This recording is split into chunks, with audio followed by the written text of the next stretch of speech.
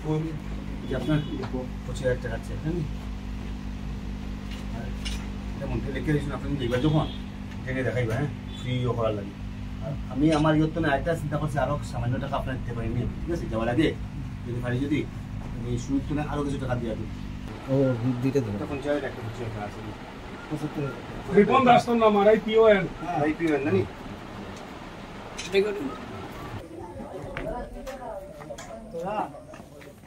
ওর নাম Ripon Das he is a kidney patient মানে kidney একদম ড্যামেজ হয়ে গেছে কিডনি ট্রান্সপ্লান্ট করতে হবে দুইটাই কিডনি একদম শেষ হয়ে গেছে ওনার মা সেই কিডনিটা দেবেন আর কি সেই ব্যাপারে মাননীয় মুখ্যমন্ত্রী 75,000 টাকা দিয়েছেন ওর আয়ুষ্মান ভারতের কার্ডও আছে তাছাড়াও টাকার দরকার কারণ এই পরিবারের আর অন্য কিছু নেই এই পরিবারের যে টাকা আছে বা কিডনি ট্রান্সপ্লান্ট করতে পারবে সেই রকম সামর্থ্য নেই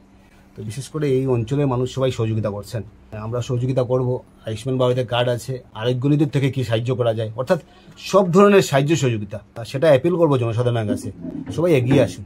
রাজনৈতিক ঊর্ধ্ব থেকে কিন্তু চলবে রাজনীতি চলবো আমরা রাজনীতি করবো ঠিক আছে কিন্তু সেখানে কোনো রাজনীতি নয় ওর জীবন যাতে আমরা সুরক্ষিত রাখতে পারি তাহলেই রাজনীতি হবে কে রাজনীতি করবো কি করবে সেটা অন্য কথা কিন্তু ওর জীবনটাকে সুরক্ষিত রাখা আমাদের দায়িত্ব কর্তব্য তাই মুখ্যমন্ত্রী সাহায্য করেছেন দেখি আর কি ধরনের সাহায্য করা যায় এবং আজকে মতিলাল দাস উনারও অ্যাক্সিডেন্ট হয়েছিল উনি ঘরে পঙ্গু হয়ে বসা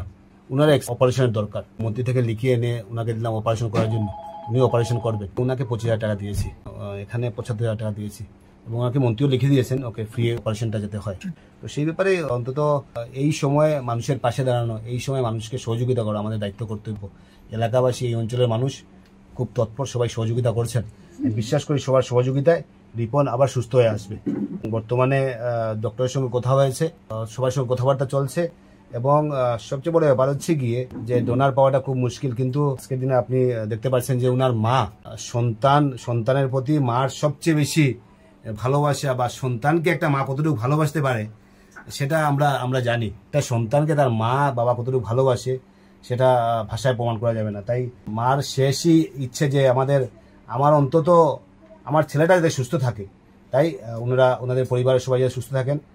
রিপন যাতে ভালো হয়ে আসে সেটাই ভগবানের কাছে প্রার্থনা করেছেন বিশ্বাস করি আমাদের সবার সহযোগিতায় রিপন নিশ্চয়ই সুস্থ হয়ে আবার আসবে এবং আমরা ডক্টরের সঙ্গে কথা বলছি সবাই কথাবার্তা বলছেন এবং আরও কি ধরনের সহযোগিতা করা যায় যত ধরনের সহযোগিতা করা যায় আমরা সহযোগিতা